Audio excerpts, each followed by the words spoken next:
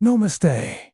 I am Riven Rag, and we'll tell you about stories from Nepal. My grandfather spoke of a growl from the peaks, a sound he hadn't heard in decades. Now, I hear it too, and it's getting closer. The kerosene lamp flickered, casting dancing shadows on the mud walls of the hut. Outside, the Himalayan night was a velvet black, punctuated only by the distant, cold gleam of stars. Grandfather, his eyes sharp and steady even in old age, stirred his tea, the steam curling into the thin air. He was a man of his word, our rock, and when he spoke, we listened. This night, he spoke of a time when the mountains held secrets even deeper than their valleys. When I was a boy, he began, his voice dropping, living up in the higher reaches. The nights weren't always silent. Sometimes, carried on the frigid wind, a sound would come, a low, guttural growl, unlike any animal I knew. It wasn't a bear, nor a leopard. It was different, something vast and ancient. He paused, taking a slow sip. My Baba used to tell me about it. He swore by it, that it was the sound of the Yeti, and he'd seen it. He said, not close, but higher up the hill.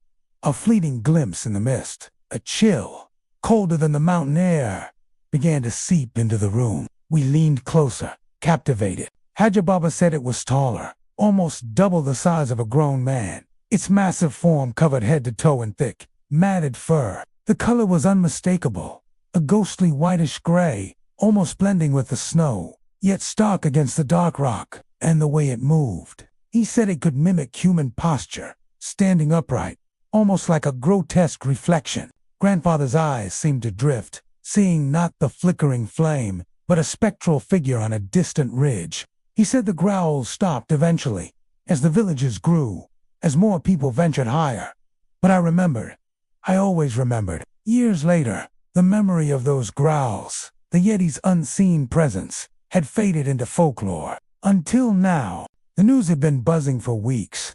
Disappearances, not just hikers, but experienced local guides, high up, where the air was thin, and the silence absolute. They spoke of strange tracks, enormous footprints that didn't match any known animal. And then, the new whispers. Isolated shepherds, too terrified to speak openly, claiming to have heard it again.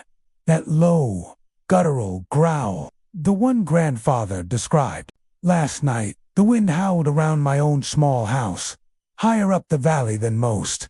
I dismissed it as just the wind, until I saw it, a shadow, impossibly tall, detaching itself from the moon-drenched pines. It stood, for a terrifying moment, perfectly upright, mimicking the posture of a human figure. Then it shifted, a flash of whitish-gray fur, before melting back into the shadows. This morning, the wind was calm, the sun bright, but the hair on my arm still prickled. The grandfather hadn't heard the growls since his youth.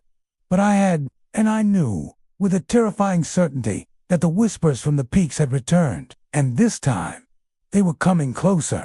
Grandfather said they eventually stopped, but the silence is broken. And out here, aloning the high peaks, I wonder who will be next to hear the whispers and see the shadow.